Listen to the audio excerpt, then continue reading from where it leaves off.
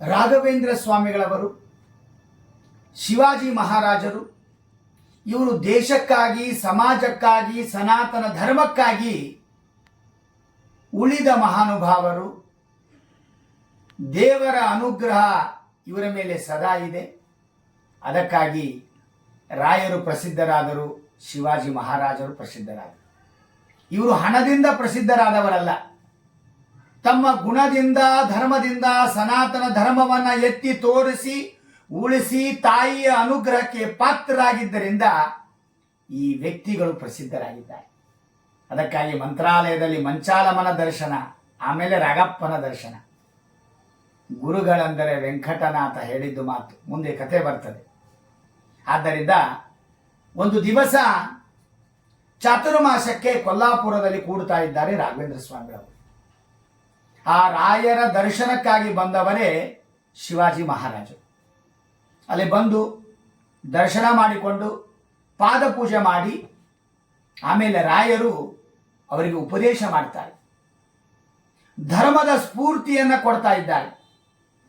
ಏನು ಹೇಳ್ತಾ ಇದ್ದಾರೆ ಅಂತಂದ್ರೆ, ವೈದಿಕ ಧರ್ಮ ಹಾಗೂ ಕ್ಷಾತ್ರ ಧರ್ಮ ಇವೆರಡೂ ಇದ್ರೆ ಸನಾತನ ಧರ್ಮ ಬೆಳೆಯುತ್ತದೆ, ಅದಕ್ಕಾಗಿ ಉಳಿಯುತ್ತದೆ.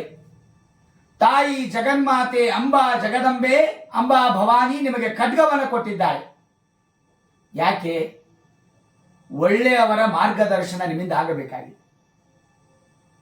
ದುಷ್ಟರು ಹೆದರಿ ಓಡಬೇಕಾಗಿದೆ.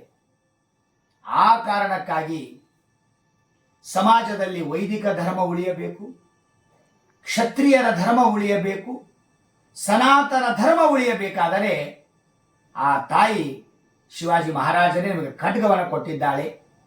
ಅದರ ಖಡ್ಗವನ್ನು ಕೊಟ್ಟಿದ್ದಾಳೆ ಅಂದರೆ ದೇವಿ ನಿಮಗೆ ಅನುಗ್ರಹ ಮಾಡಿದ್ದಾಳೆ ಅಂತ ಅರ್ಥ. ಇದರ ಜೊತೆಗೆ ಆ ಭಗವಂತನೂ ಕೂಡ ನಿಮಗೆ ಅನುಗ್ರಹ ಮಾಡಿದ್ದಾನೆ. ಅದಕ್ಕಾಗಿ ಎಲ್ಲ ದೇವರ ಋಷಿ ಮುನಿಗಳ, ಭಾರತ ದೇಶದ ಅಖಂಡ ಮಂಡಲದ ಹಿಂದೂಸ್ತಾನದ ಎಲ್ಲ ದೇವತೆಗಳ ಆಶೀರ್ವಾದ ನಿಮ್ಮ ಮೇಲೆ ಇದೆ. ಅದಕ್ಕಾಗಿ ನಿಮಗೆ ಜಯ ಸಿಗುತ್ತದೆ. ಸನಾತನ ಧರ್ಮವನ್ನು ಬೆಳೆಸಿ, ಉಳಿಸಿ, ಲಾಲಿಸಿ, ಪಾಲಿಸಿ ಎಂಬ ಮಾತು ರಾಯರು ಹೇಳಿದಾಗ ಶಿವಾಜಿ ಮಹಾರಾಜರಿಗೆ ಪ್ರೇರಣೆಯಾಯಿತು.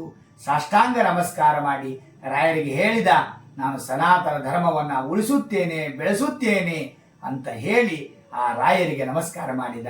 ಅದಕ್ಕಾಗಿ ರಾಯರ ಸ್ಫೂರ್ತಿಯ ಮಾತುಗಳು ಶಿವಾಜಿ ಮಹಾರಾಜರಿಗೆ ಪ್ರಾಯಗಳಾದವು, ಆದರ್ಶ ಮಾತುಗಳಾದವು ಅಂತ ನಾವು ಕಥೆಯಲ್ಲಿ ಕೇಳುತ್ತೇವೆ.